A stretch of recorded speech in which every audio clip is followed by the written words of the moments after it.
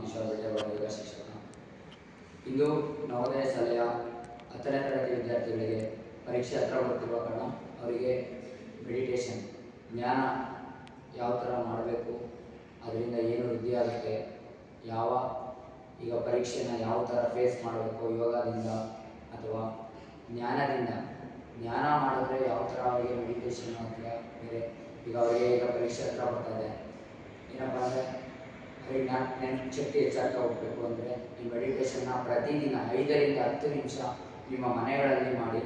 ಇವತ್ತು ಕೂಡ ನಾನು ನಮ್ಮ ಶಾಲೆಯಲ್ಲಿ 10ನೇ ತರಗತಿ ವಿದ್ಯಾರ್ಥಿಗಳಿಗೆ ಈಗ ಪ್ರತಿದಿನ 5 ರಿಂದ 10 ನಿಮಿಷ ಮೆಡಿಟೇಷನ್ ಮಾಡಿಸ್ತಾ ಇದ್ದೀನಿ.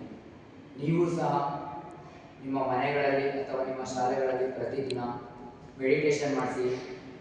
10ನೇ ತರಗತಿ ವಿದ್ಯಾರ್ಥಿಗಳು ಆದಷ್ಟು ಒಳ್ಳೆ ಮಾರ್ಕ್ಸನ್ನು ತೆಗಿಬೇಕು ಅಂತ ಹೇಳಿ. ಇದು ಜ್ಞಾನ ಮಾಡೋದ್ರಿಂದ ನಿಮ್ಮ ನೆನಪಿನ ಶಕ್ತಿ ಹೆಚ್ಚಾಗ್ತಾ ಹೋಗ್ತಾ ಇರುತ್ತೆ. ಆದಷ್ಟು ನಿಮ್ಮ ಮಕ್ಕಳಿಗೆ ಜ್ಞಾನದಿಂದ ಆರೋಗ್ಯ ವೃದ್ಧಿ ಆಗುತ್ತೆ. ಆಮೇಲೆ ಏನೇ ಕಾಯಿಲೆಗಳಿದ್ರೂ ಸಹ ಜ್ಞಾನ ಮಾಡೋದ್ರಿಂದ ಫುಲ್ಲು ಎಲ್ಲ ಕ್ಲಿಯರ್ ಆಗ್ತಾ ಹೋಗುತ್ತೆ.